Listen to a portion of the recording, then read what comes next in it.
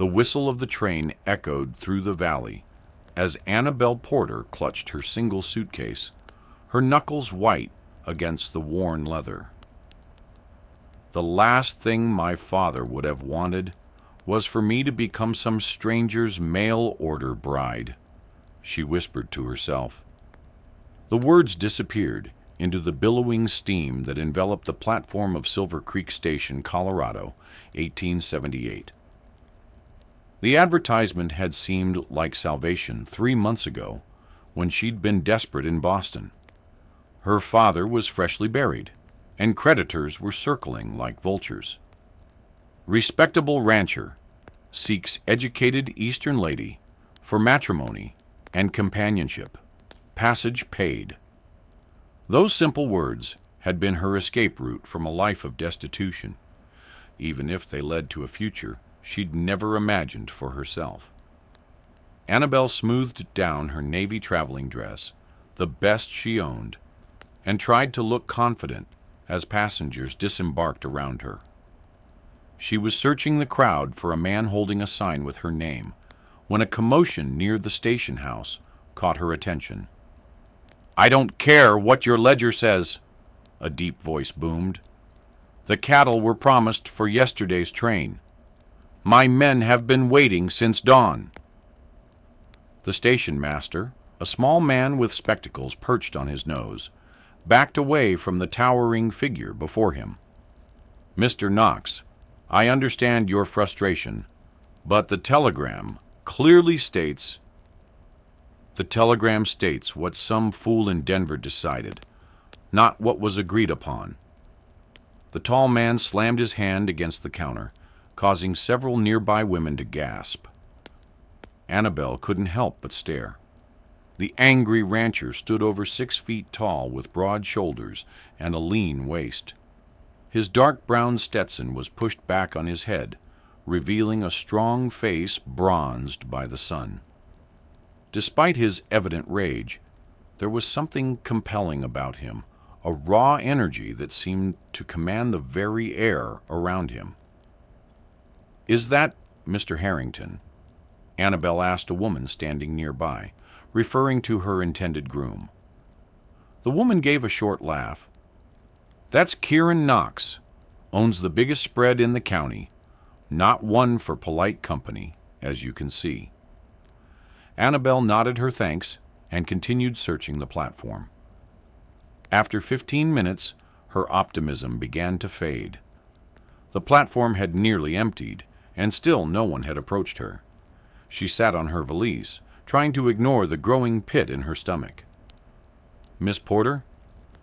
She looked up to see a boy of about 12, his freckled face partially hidden beneath a too large hat. "Yes, that's me," she said, relief flooding her voice. "Mr. Harrington sent me to fetch you." The boy twisted his hands nervously. "I'm Tobias. I work at the general store. Mr. Harrington wants you to meet him there." Annabelle frowned. This wasn't the welcome she had expected. "I see. Well, lead on, Tobias." The boy grabbed her valise before she could protest and headed toward town. As they walked, Annabelle took in her first real view of Silver Creek. The main street was wide and dusty, lined with false-fronted buildings. Men in cowboy hats and women in practical calico moved with purpose. It was so different from Boston's cobblestone streets and brick townhouses. "Is it far to Mr. Harrington's ranch?" she asked, trying to make conversation. Tobias gave her an odd look. "About 3 miles outside town, ma'am." The general store stood in the center of town, its windows displaying everything from boots to bolts of fabric. As they entered, a bell jangled overhead. A thin man with receding hair looked up from behind the counter. "Ah, you must be Miss Porter." He came around, wiping his hands on his apron. "Gerald Harrington. Welcome to Silver Creek." Annabelle extended her hand, trying to hide her surprise. The man was at least 20 years older than she had anticipated, closer to 50 than 30. His handshake was limp, his palms soft. "Thank you for arranging my passage, Mr. Harrington. Your letters were most kind." Gerald's smile didn't quite reach his eyes. "Yes, well, about that. There's been a slight change of plans. You see, my sister arrived unexpectedly from St. Louis last month. She's staying with me now, keeping house and such." Annabelle felt her stomach drop. "I don't understand." "What I'm saying, Miss Porter, is that my circumstances have changed. I no longer require a wife." He had the decency to look embarrassed. "I've arranged a room for you at the boarding house for tonight. Tomorrow you can take the train back east. I'll cover the fare, of course." The blood drained from Annabelle's face. "But I sold everything to come here. I have nowhere to return to." Gerald shrugged, clearly uncomfortable. "I'm sorry for your troubles, Miss Porter, but a man has to do what's best for his family. My sister needs me more than I need a wife. You advertised for a bride. I responded in good faith. We corresponded for months." Annabelle fought to keep her voice steady. "And now I'm offering you a free ticket home. Many would consider that generous." His tone hardened. "Tobias, take Miss Porter's bag to Mrs. Wilkins' boarding house." Annabelle stood frozen as Gerald returned to his ledger, dismissing her as easily as if she were a traveling salesman. The humiliation burned worse than the panic rising in her chest. "Mr. Harrington," she began again, but the store's bell jangled as the door opened behind her. "Harrington, I need 20 pounds of nails and new wire cutters. The ones you sold me last month are already rusted." The deep voice stopped abruptly. Annabelle turned to see the rancher from the train station filling the doorway, his imposing frame blocking the afternoon light. Up close, she could see that his eyes were a startling blue against his tanned skin. "Didn't mean to interrupt," he said, glancing between Annabelle and Gerald. Gerald brightened, clearly relieved by the distraction. "Not at all, Knox. Just finishing up here. I'll get your order ready." Kieran Knox's gaze lingered on Annabelle's face, noting her flushed cheeks and bright eyes. "Everything all right, ma'am?" "Perfectly fine," she said stiffly, unwilling to air her humiliation before a stranger. Gerald hurried around the counter. Miss Porter was just leaving. She's staying at the boarding house tonight before heading back east tomorrow. Something in Kieran's expression changed. "Porter? The mail order bride?" Annabelle winced at the blunt description. "I was under that impression, yes." Kieran turned to Gerald, his jaw tightening. "You're sending her back?" Gerald busied himself with gathering nails. "My sister arrived, as you know. No need for a wife now." "So you let this woman travel all the way? From where are you from, Miss Porter?" "Boston," she supplied. "All the way from Boston, only to turn her away after she sold everything she owns based on your promise?" Gerald's face reddened. "It's not your concern, Knox. It becomes my concern when a man in my town behaves without honor." Kieran's voice was quiet, but carried an unmistakable edge. "This woman came here in good faith. And I'm sending her back in good faith. First-class ticket." Gerald's voice had taken on a wheedling quality. Kieran looked at Annabelle, really looked at her, taking in her quality dress, her educated speech, the proud way she held herself despite her obvious distress. "Miss Porter," he said suddenly, "are you still interested in becoming a wife in Silver Creek?" Annabelle blinked in surprise. "Two came here with that intention, yes." "Then I'd like to offer an alternative to returning east." He removed his hat, revealing thick dark hair. "My housekeeper left 2 weeks ago to care for her sick mother. My ranch needs someone to manage the household. I'm offering you that position with fair wages for 3 months. If at the end of that time you wish to return east, I'll pay your fare. If you choose to stay in Silver Creek, you'll have had time to meet other potential suitors." Annabelle stared at him, searching for deceit in his expression, but finding only straightforward honesty. "You would hire me as your housekeeper without references? You were acceptable as Harrington's wife, without him meeting you. I figure that's reference enough for housekeeping." A faint smile touched his lips. "Besides, I'm a fair judge of character, Miss Porter. You strike me as someone who doesn't give up easily." Gerald sputtered. "Now see here, Knox. I believe Miss Porter can make her own decisions," Kieran said, without looking at him. "What do you say?" Annabelle's mind raced. The offer was unexpected, but not unwelcome. It would give her time to consider her options, to learn about this town before committing herself. And this man, while intimidating, had just stood up for her when no one else would. "I accept your offer, Mr. Knox," she said firmly, "though I should warn you that my cooking skills are limited to basics." His smile widened, transforming his stern features. "We won't starve, Miss Porter. The important thing is that you'll have a fair chance here." He turned to the boy, who had been watching the exchange with wide eyes. "Tobias, take Miss Porter's bag to my wagon instead." Gerald's face had turned an alarming shade of purple. "You can't just—" "I believe I just did," Kieran said mildly, placing his hat back on his head. "About those nails, Harrington." As Gerald reluctantly filled Kieran's order, Annabelle stood straighter, her chin lifting.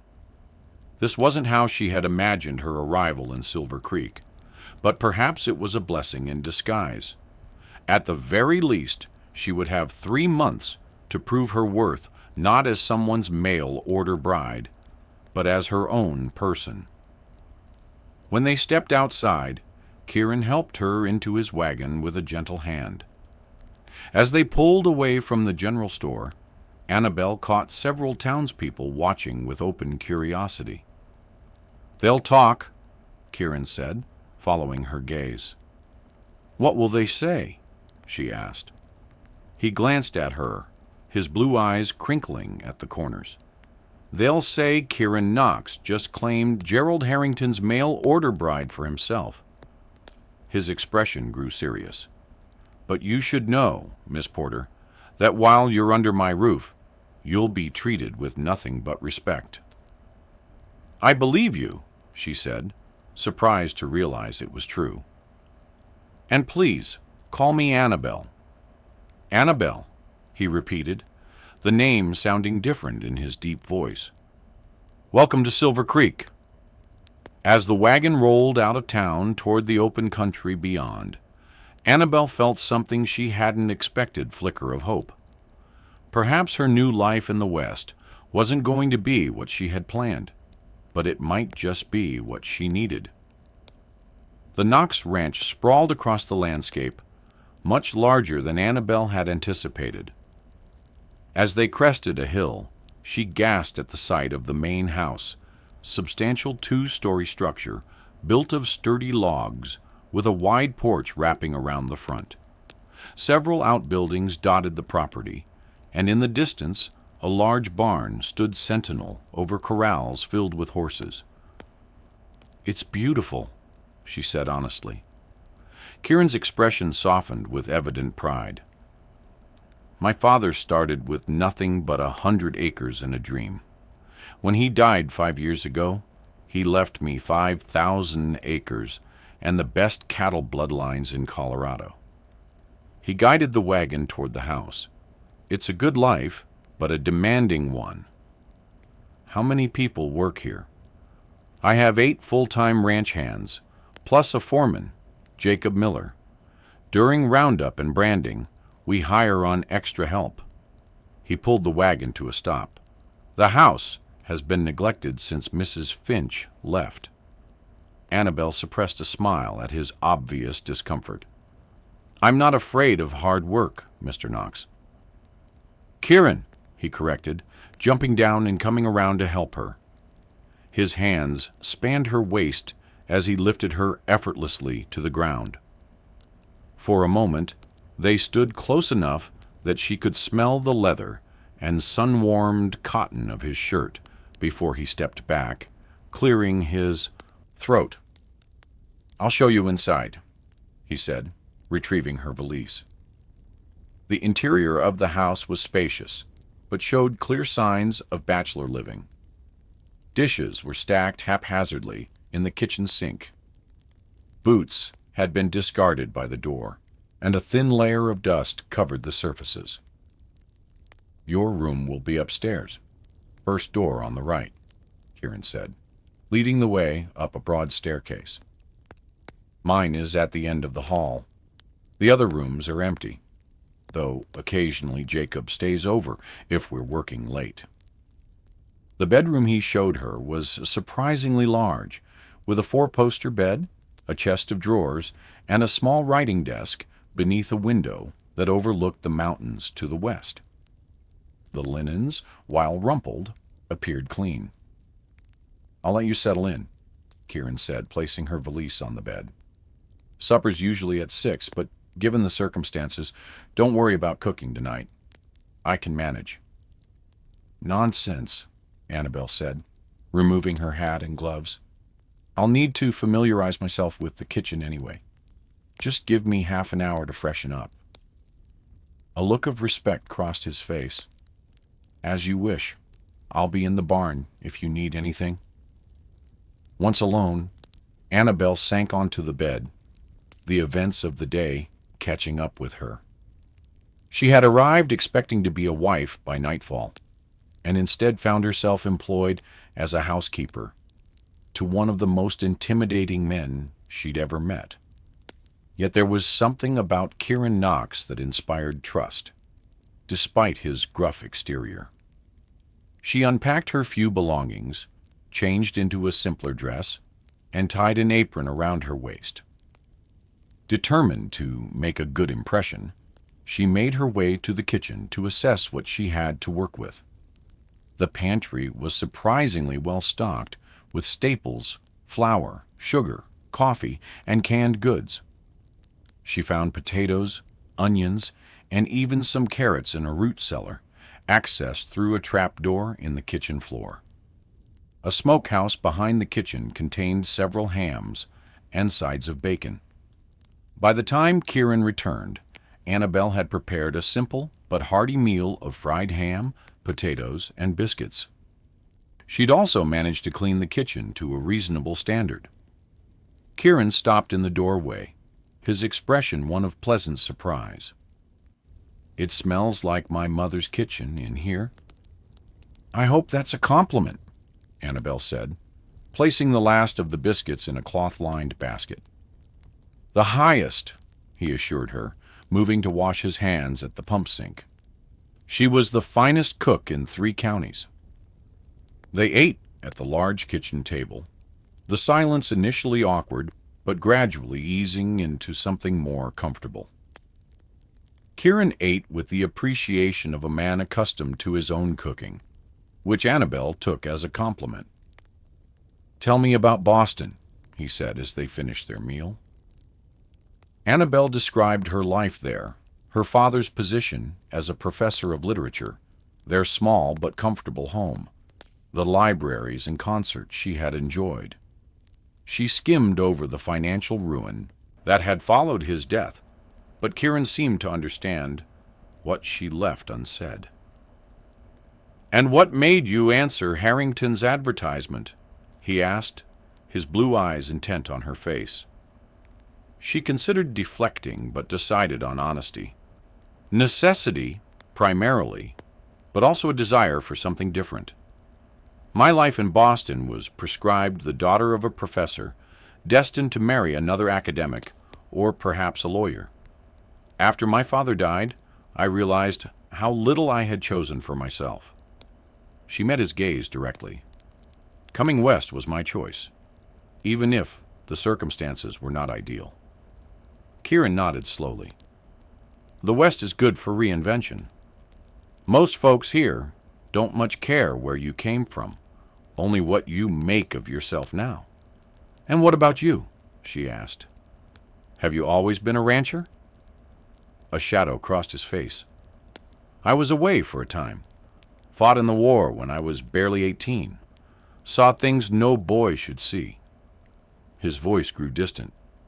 Came back changed, like we all did. But the ranch was still here, and the land it has a way of healing a man. Annabelle understood. He was sharing something deeply personal, a gift of trust she hadn't expected so soon. I'm sorry for what you endured, she said softly. He shrugged, the vulnerability disappearing behind his usual reserve. It was a long time ago. He stood, gathering their plates. I usually make a round of the property before turning in. Will you be all right here alone? Of course. I have plenty to keep me occupied. She gestured to the kitchen, which still needed considerable attention. Don't work too late, he cautioned. Dawn comes early on a ranch. After he left, Annabelle finished cleaning the kitchen, making lists of what needed to be done in the coming days. The house was large, but manageable with systematic attention. She had just decided to retire when a knock at the back door startled her. A middle-aged man with graying hair stood on the porch, hat in hand. Evening, ma'am, Jacob Miller. I'm the foreman here. Annabelle Porter, she introduced herself. Please come in, Mr. Miller. He stepped inside, his weathered face curious but kind. Boss told me about the situation in town. Wanted to make sure you were settling in all right. His concern touched her. That's very thoughtful. I'm doing fine, thank you. Jacob nodded, clearly assessing her. Mrs. Finch was with the boss for 15 years, left big shoes to fill. I understand. I don't intend to replace her merely to help while I'm here. Something in her response seemed to satisfy him. Good to hear. A ranch this size needs a woman's touch, but it also needs someone who understands what we do here. He gestured to the door. If you need anything, my cabin's just beyond the bunkhouse. The boys won't bother you none. Kieran runs a tight ship, but holler if you have any trouble. After he left, Annabelle made her way upstairs, bone-tired but oddly content. Through her bedroom window, she could see Kieran's tall figure moving across the yard, lantern in hand, checking on his land before retiring. There was something reassuring about his vigilance, his clear commitment to his responsibilities. As she prepared for bed, Annabelle realized that for the first time since her father's death, she felt safe. This day had not gone as planned, not remotely, but perhaps Providence had a different path in mind for her. With that comforting thought, she slipped into a dreamless sleep. The next few days established a rhythm to life at the Knox Ranch. Annabelle rose before dawn to prepare breakfast for Kieran and any hands who happened to be working nearby. The men ate heartily, their appreciation for her cooking evident in clean plates and mumbled thanks. After they departed for the day's work, she turned her attention to the house. Room by room, she battled dust and disorder, discovering in the process a home that had once been lovingly maintained. Behind the neglect, she found quality furnishings, family photographs, and small touches that spoke of the woman who had raised Kirana handmade quilt here, a collection of pressed wildflowers there. On her fourth day, while cleaning the study, she discovered a bookshelf filled with classics, Shakespeare, Dickens, Thoreau, and many others. She was running her fingers along the spines when Kieran's voice startled her. "My mother's collection," he said from the doorway. "She taught at the local school before marrying my father." Annabelle turned, a copy of Pride and Prejudice in her hands. She had excellent taste. "She would have liked you," he said, the comment seeming to surprise even him. He quickly changed the subject. "I came to tell you I'm riding out to the north pasture. Won't be back until after dark." "I'll keep a plate warm for you," she promised. He nodded, hesitating as if he wanted to say more, then departed with a touch to the brim of his hat. As the days passed, Annabelle found herself watching for these brief interactions, these glimpses of the man beneath the rancher's stern exterior. She learned that he had a dry sense of humor, a profound respect for the land, and an unwavering sense of justice. The ranch hands spoke of his fairness as an employer and his skill with horses. Even in town, where she occasionally accompanied him for supplies, people treated him with a deference that went beyond his status as a major landowner. By the end of her second week, the house was transformed. Windows sparkled, floors shone, and fresh-cut wildflowers brightened the tables. She'd even tackled the neglected garden, coaxing vegetables from the fertile soil with daily attention. It was there, kneeling among the carrot tops, that Jacob found her one afternoon. "Miss Porter," he called, approaching with an unusual urgency in his step. "Boss needs you at the bunkhouse. One of the new hands got thrown bad this morning, busted his arm, and got a nasty gash on his head." Annabelle hurried to her feet. "Has someone gone for the doctor?" "Sent Billy, but Doc Watson is out at the Thompson place delivering a baby. Could be hours." Inside the house, Annabelle quickly gathered supplies, clean linens, her sewing kit, whiskey for disinfecting, and a jar of honey for wound dressing, a remedy her grandmother had sworn by. At the bunkhouse, she found Kieran kneeling beside a young man laid out on a narrow bed, his face pale beneath his tan. "Annabelle," Kieran said, relief evident in his voice. "This is Alan Peterson, first day on the job, and the bay gelding took exception to his handling." She knelt beside the injured cowboy, assessing the damage. His left arm was clearly broken, already swelling against his rolled-up sleeve. The gash on his forehead had bled profusely, as head wounds do, but looked worse than it probably was. "We need to clean and stitch that cut, then set the arm," she said with a calm she didn't entirely feel. She'd assisted the doctor who treated her father during his final illness, but had never handled such injuries alone. Kieran nodded, his faith in her apparent. "Tell me what to do." With his help, she cleaned the head wound, while Jacob held the young man still. The whiskey made Alan howl when it hit the open cut, but Annabelle worked efficiently, her stitches small and even. The bone setting proved more challenging, requiring Kieran's strength to pull the arm straight while she guided the bones back into alignment. By the time they finished splinting it with strips of wood and clean bandages, all four of them were sweating. "You've done this before," Kieran said as they watched Alan drift into an exhausted sleep, aided by a generous dose of laudanum. "My grandmother was a midwife," Annabelle explained. "She taught me some basics of healing."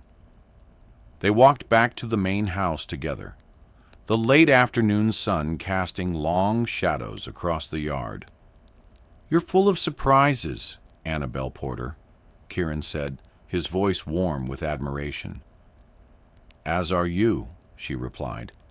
"I wouldn't have expected a rancher to have such a gentle touch with the injured." "When you're responsible for men's lives, you learn what's needed," He stopped at the porch steps, turning to face her. "You've made a difference here already, the house. The men. Even the garden is thriving." His praise brought unexpected heat to her cheeks. "I'm just doing what needs doing." His blue eyes held hers, something unspoken passing between them. For a moment, she thought he might reach for her hand, but instead he cleared his throat and gestured to the door. "You should rest. It's been a long day." That night, Annabelle lay awake, replaying the moment on the porch the way Kieran had looked at her, not as an employee or even as a friend, but as a woman. It was a look that stirred feelings she hadn't expected, feelings that complicated her already uncertain situation. She had come to Silver Creek expecting to be Gerald Harrington's wife, a practical arrangement born of necessity. She had not expected to find herself drawn to a man like Kieran Knox, whose very presence made her pulse quicken. Such feelings were dangerous when her position was so tenuous, when in less than 3 months she would need to decide whether to stay in Silver Creek or return east. Yet as the weeks passed, Annabelle found it increasingly difficult to maintain emotional distance. Kieran began inviting her to join him on evening rides around the property, showing her hidden creeks and meadows bursting with wildflowers. They talked easily about books, about his plans for the ranch, about her life in Boston. She met his neighbors at Sunday services and found herself warmly welcomed by most of the community, though Gerald Harrington pointedly avoided her, and his sister watched her with narrowed eyes. One evening in late June, as they sat on the porch watching the sunset paint the mountains gold, Kieran mentioned a letter that had arrived that morning. "Mrs. Finch won't be returning," he said. "Her mother's health has worsened, and she's decided to stay in Missouri permanently." Annabelle nodded, unsurprised. "You'll need to find a replacement. Or keep the one I have." He turned to look at her, his expression serious. "Your 3 months are half gone, Annabelle. Have you given thought to what comes after?" The question hung between them, weighted with implications. "I have," she admitted, "but I'm not certain what my options truly are. You could stay on as housekeeper permanently, with increased wages." He hesitated, then added, "Or there might be other arrangements to consider." Her heart quickened. "What sort of arrangements?" Before he could answer, the sound of approaching hooves interrupted them. Jacob appeared on horseback, his expression grim. "Boss, we've got trouble. Cattle are missing from the east pasture, at least 30 head. Found tracks heading toward Blackwater Canyon." Kieran was on his feet instantly. All traces of the personal conversation vanished. "Rustlers, how fresh are the tracks?" "No more than a few hours. They'll be moving slow with that many cattle." "Get the men. We ride in 15 minutes." Kieran turned to Annabelle, his expression apologetic but determined. "I have to go." She nodded, understanding the severity of the situation. Cattle rustling was not just theft. It was a threat to the ranch's very survival. "Be careful," she said, unable to hide her concern. He paused, then, in a gesture that surprised them both, reached for her hand and pressed it briefly. "Lock the doors tonight. I'll send word if we'll be gone overnight. Jacob's wife will come stay with you." Annabelle watched from the porch as Kieran and 6 of his men rode out, rifles in their scabbards, determination in their postures. The conversation they'd been about to have, the other arrangements he'd mentioned, would have to wait. That night stretched endlessly. Though Martha Miller, Jacob's wife, arrived with a bundle of knitting and reassurances, Annabelle found sleep elusive.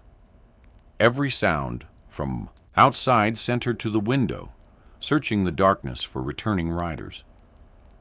They came back just after dawn, tired and dusty, but successful. Kieran found Annabelle in the kitchen preparing breakfast. "We recovered the cattle," he said, accepting the coffee she offered. "Caught 2 of the rustlers. Sheriff's taken them to the county jail." "Were you hurt?" she asked, noting the way he held himself stiffly. "Just saddle sore and in need of sleep." He drained his coffee and set the cup down. "I'll wash up, then get some rest. Don't worry about lunch for me." Annabelle watched him climb the stairs, concern etched on her face. Martha, preparing to leave now that the men had returned safely, gave her a knowing look. "He works too hard," the older woman said. "Always has, even as a boy. That ranch is his life." "He seems to have little time for anything else," Annabelle agreed. Martha's eyes twinkled. "Perhaps, but I've noticed he finds time for evening rides these days. Jacob says he's never seen the boss take such an interest in showing anyone the property." The implication brought warmth to Annabelle's cheeks. "He's been kind to show me around, given that I'm new to the area." "Kind, yes," Martha said, gathering her things. "Though I suspect there's more than kindness motivating Kieran Knox where you're concerned." After Martha left, Annabelle busied herself with household tasks, trying not to dwell on the older woman's words or on the interrupted conversation from the previous evening. What other arrangements had Kieran been about to suggest? The question lingered in her mind as she went about her day. Kieran slept until late afternoon, emerging from his room looking refreshed, but still moving with care.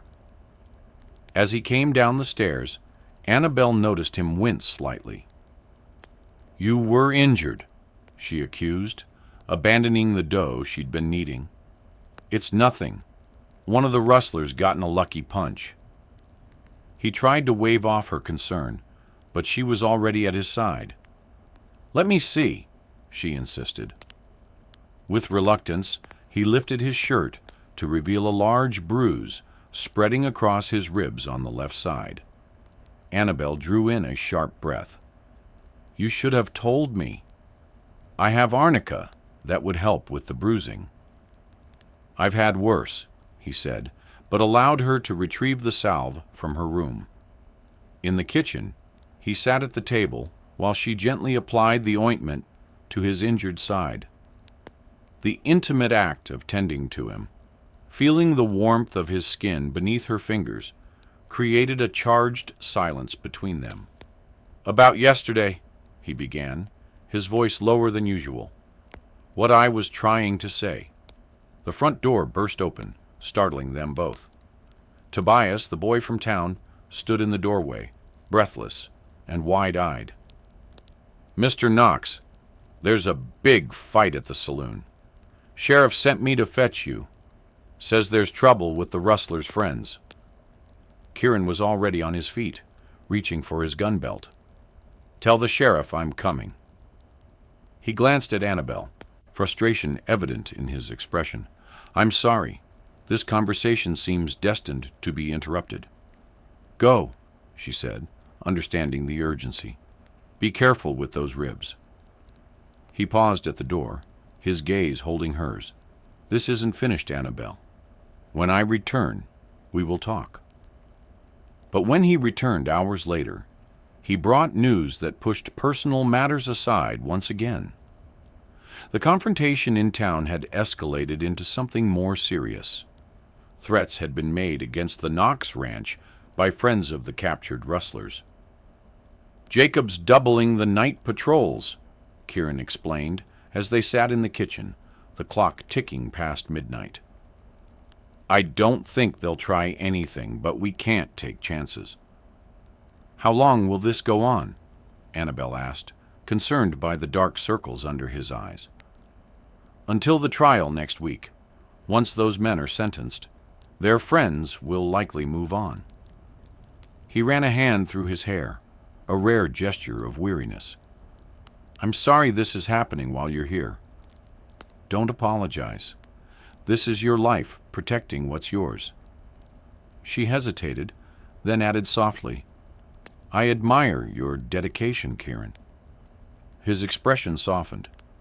There was a time when all I cared about was expanding the ranch, adding more land, more cattle, success measured in acres and head counts. He looked at her directly. Lately, I've been thinking there might be more to life than that. The implication in his words made her heart beat faster. Such as? He leaned forward, his eyes never leaving hers. Such as sharing it with someone who understands its value, someone who sees the beauty in this land the way I do. Before she could respond, a shot rang out in the distance, followed by shouting.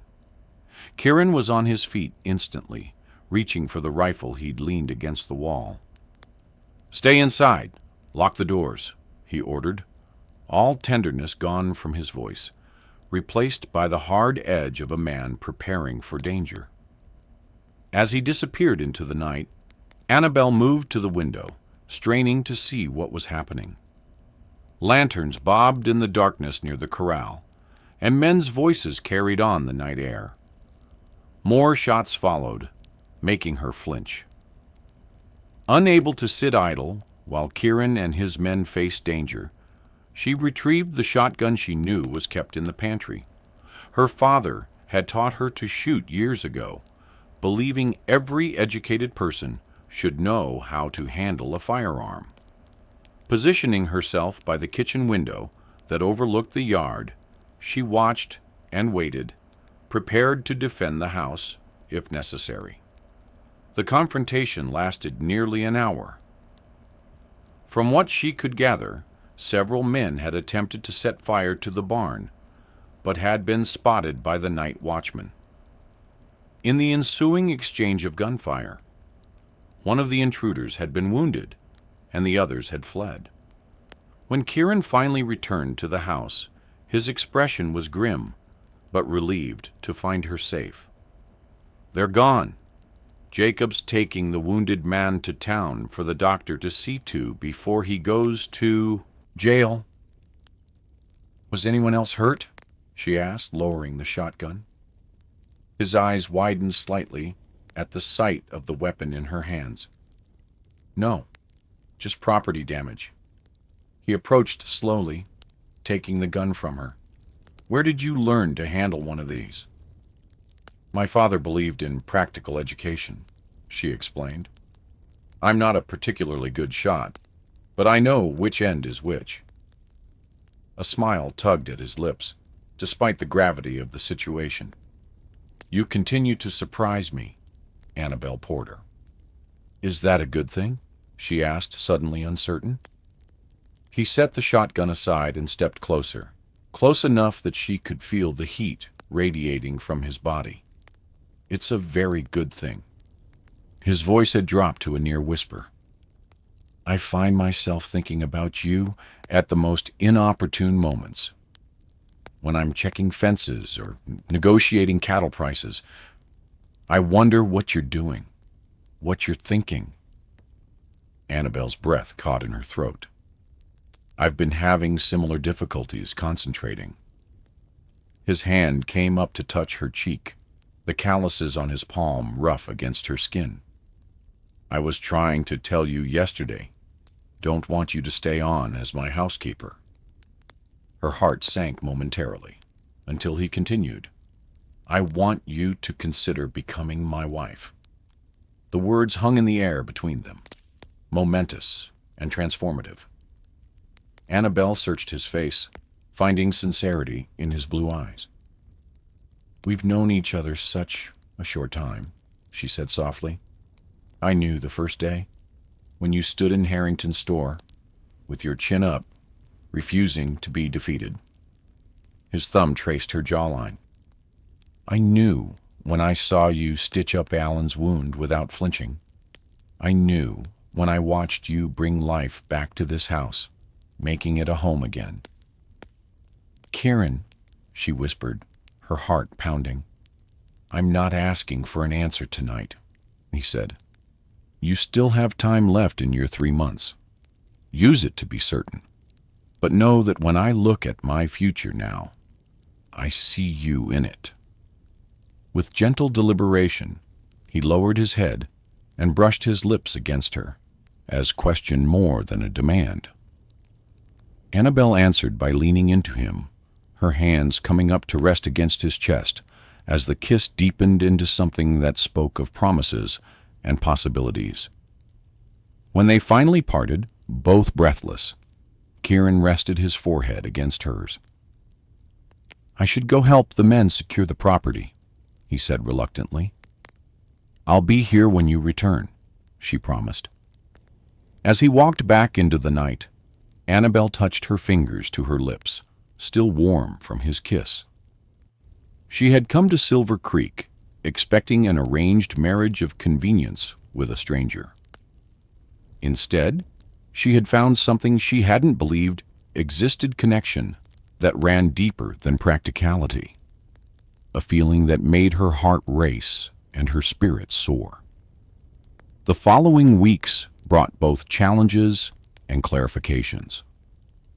The Rustlers' trial proceeded as scheduled, resulting in prison sentences that seemed to discourage further retaliation against the Knox ranch. Life gradually returned to normal, though Kieran maintained extra vigilance in protecting his property and Annabelle. Their relationship evolved with cautious joy. Kieran courted her properly, despite the fact that they lived under the same roof. He brought her wildflowers picked during his rounds of the property, took her on picnics to his favorite spots in the hills, and each evening they shared conversation on the porch as the sun set. The town noticed the change in their relationship. When they attended Sunday services together, sitting side by side in the Knox family pew, whispers followed them. Most were approving Kieran was respected, and Annabelle had proven herself a capable, kind-hearted woman during her time in Silver Creek. A few, however, watched with disapproval, chief among them Gerald Harrington and his pinch-faced sister. They're saying I stole you away, Kieran commented one Sunday as they drove home from church. Harrington's sister has been telling anyone who will listen that I intercepted his mail-order bride. Annabelle laughed, the sound carried away on the summer breeze. He rejected me before you even made your offer. Besides, I was never his to begin with.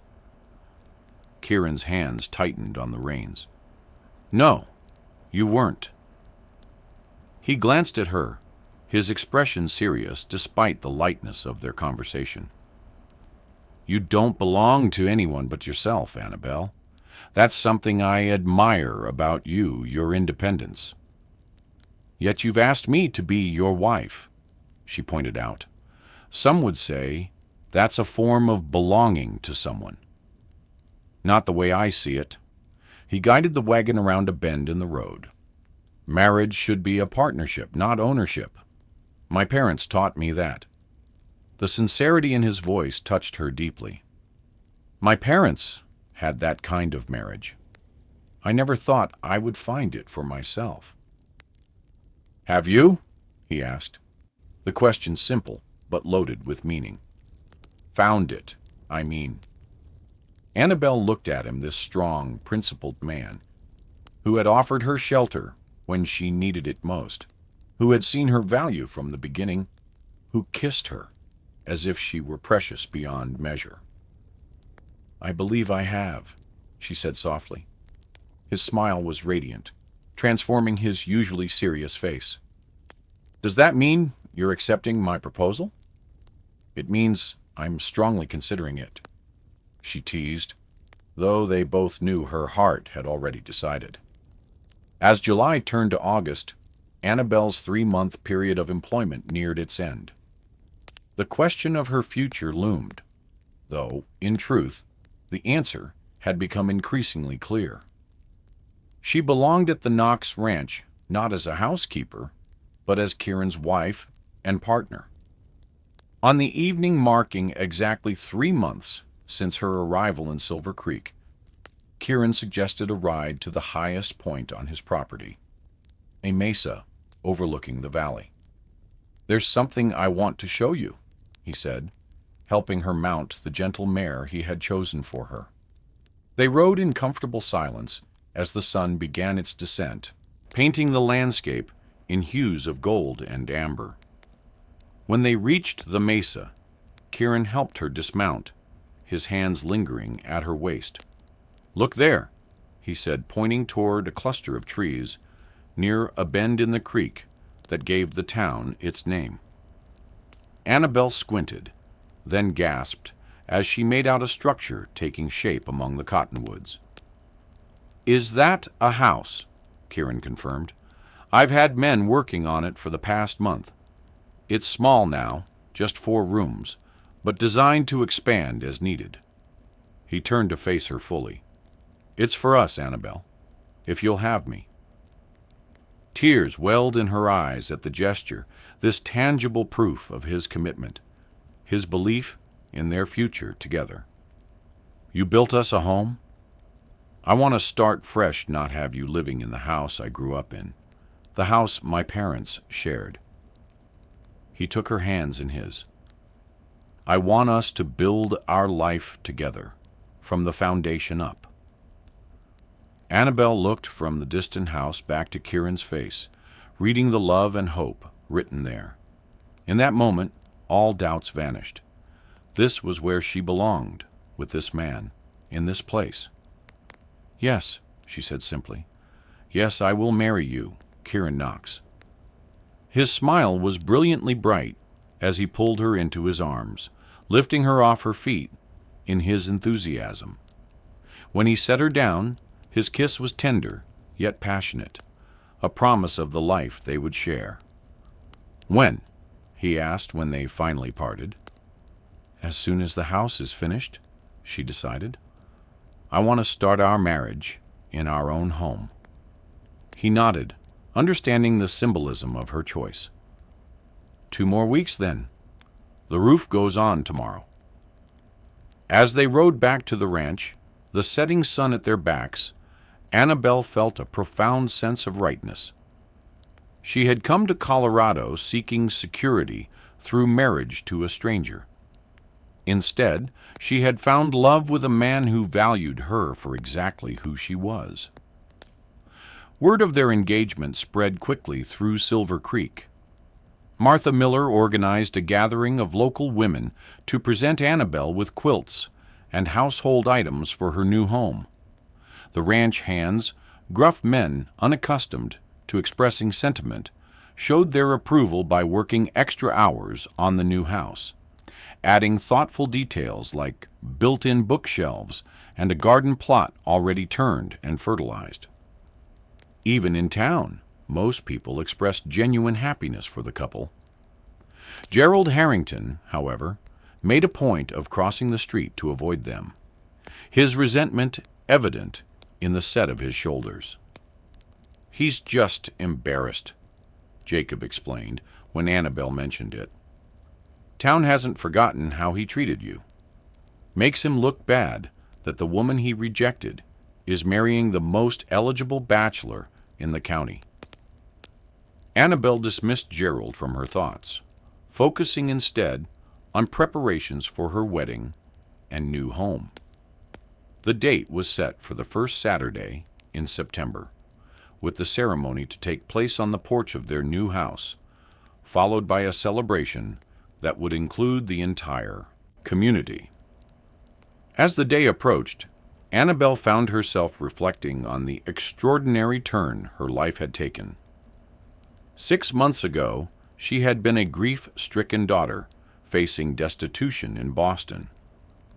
Now she was about to become the wife of a man she deeply loved, the mistress of a successful ranch, a respected member of a community that had embraced her. The night before the wedding, as she packed the last of her belongings in preparation for the move to their new home, Kieran knocked softly on her bedroom door. "May I come in?" he asked, remaining respectfully in the doorway. Annabelle nodded, setting aside the dress she'd been folding.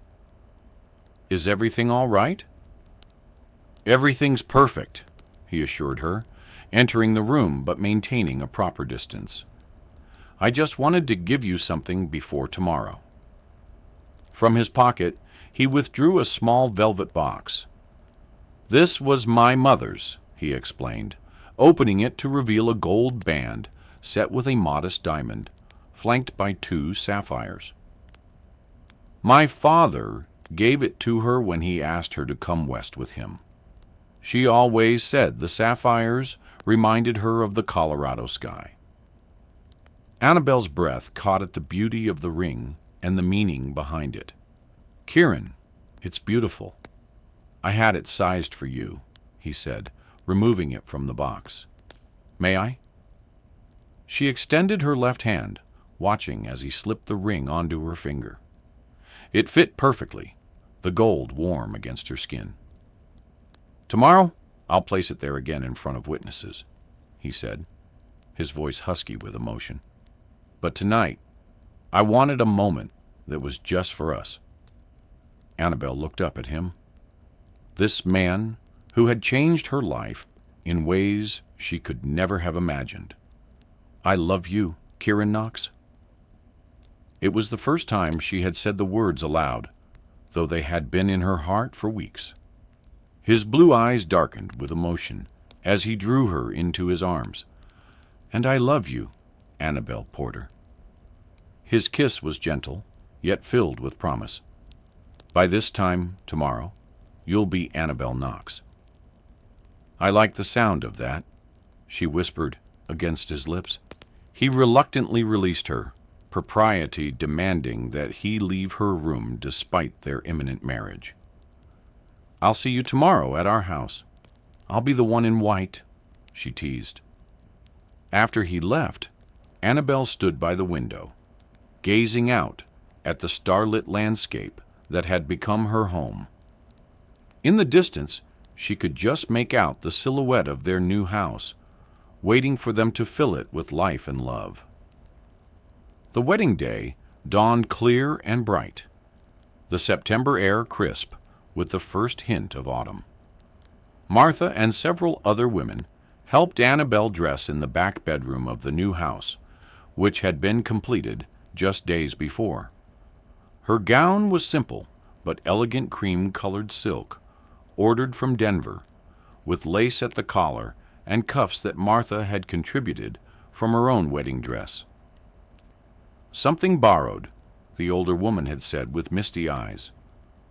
Through the window, Annabelle could see guests arriving ranch, hands in their Sunday best, townspeople in buggies and wagons, even a few travelers staying at the hotel who had been invited to join the celebration.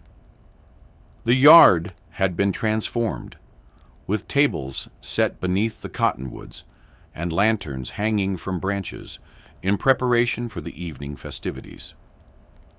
"It's time," Martha announced as the minister's buggy pulled up. "Are you ready, my dear?"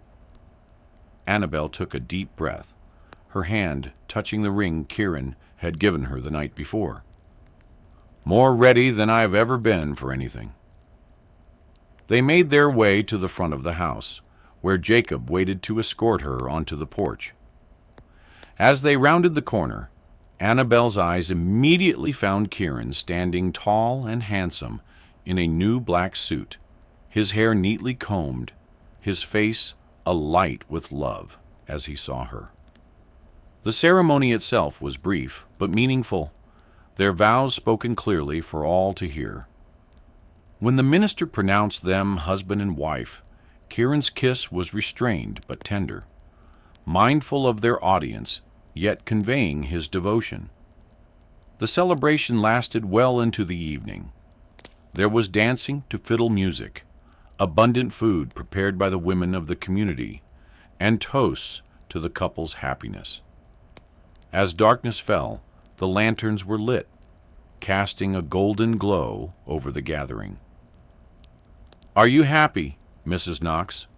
Kieran asked, as they shared a quiet moment away from their guests, standing near the creek that would forever flow past their home. "Completely," she assured him, leaning into his embrace, "though I still can't quite believe how everything has turned out." "No regrets about not returning east?" His tone was light, but she sensed the genuine question beneath. Annabelle looked up at him, this man who had claimed her heart so unexpectedly. "My life is here now, with you." His kiss was deeper this time, uninhibited by watching I's husband's kiss to his wife. When they returned to their guests, Jacob winked knowingly at Kieran's slightly rumpled appearance. As the evening wound down, the last guests departed with final congratulations, leaving the newlyweds alone in their new home. Kieran closed the door behind the last visitor, then turned to Annabelle with a smile that made her heart race. "Finally," he said softly, crossing to where she stood by the fireplace. "I've been waiting all day to have you to myself." Annabelle felt a blush rise to her cheeks, despite her anticipation. It was a beautiful wedding. "It was," he agreed, reaching to unpin her hair, watching as it fell in waves around her shoulders. "But this is what I've been thinking about since the moment I saw you in that general store." His confession surprised her. "Even then?" "Even then," he confirmed, his fingers gentle as they traced the curve of her cheek. "I took one look at you standing there with your head held high despite Harrington's rejection, and something in me just knew." "Knew what?" she asked, her voice barely above a whisper. "That you were meant to be mine." His arms encircled her waist, drawing her closer. "Not as a mail order bride, not as a housekeeper, but as my wife, my partner, my heart." In the soft glow of the fire, Kieran kissed her with all the love and longing that had built between them, his touch gentle yet certain, as he guided her toward their bedroom, the beginning of their life together. 10 years later, Annabelle stood on the porch of their expanded home, watching as Kieran taught their 80-year-old son, James, to ride his new pony. Their 6-year-old daughter, Elizabeth, sat beside Annabelle, carefully stitching a sampler with her grandmother's favorite, saying, "Home is where love grows." The Knox Ranch had prospered over the decade, growing in size and reputation under their joint stewardship.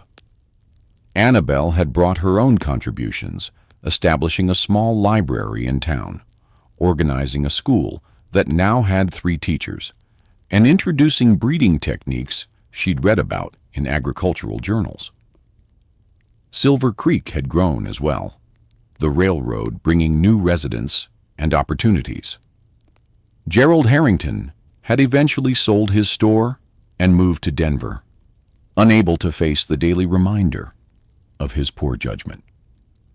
In his place, a young couple now ran the establishment, friendly partners in the community's development. "Mama, look," Elizabeth called, as James successfully guided his pony in a small circle, Kieran's hand hovering protectively nearby. "Well done, James," Annabelle called, her heart swelling with pride and love. Kieran looked up, catching her eye across the yard. Even after 10 years of marriage, that simple connection still sent warmth through her. He smiled the same smile that had first given her hope when she'd arrived in Silver Creek as a desperate woman with nowhere to go. As the afternoon sun bathed the ranch in golden light, Annabelle reflected on the extraordinary journey that had brought her here. She had come west seeking security, but had found so much more love, purpose, family, community. The mail-order bride, who never made it to her intended groom, had instead found her true destination. Later that evening, as they sat on the porch, watching the sunset after the children had been tucked into bed, Kieran took her hand, his thumb brushing over the wedding ring he had placed there a decade ago. "Any regrets, Mrs. Knox?" he asked, an echo of the question he'd posed on their wedding night. Annabelle leaned her head against his shoulder, contentment filling her heart. "Not a single one." "Me neither," he said. "Only that I didn't find you sooner." "We found each other exactly when we were meant to," she said with the wisdom of the years they'd shared. As twilight deepened into night, they remained together on the porch, watching the stars appear over the land they both loved. Annabelle Porter Knox, once bound for a marriage of convenience, had instead found a love story more beautiful than any she could have imagined. One written not in the pages of her beloved books, but in the life she and Kieran had built together in the wild, wonderful West.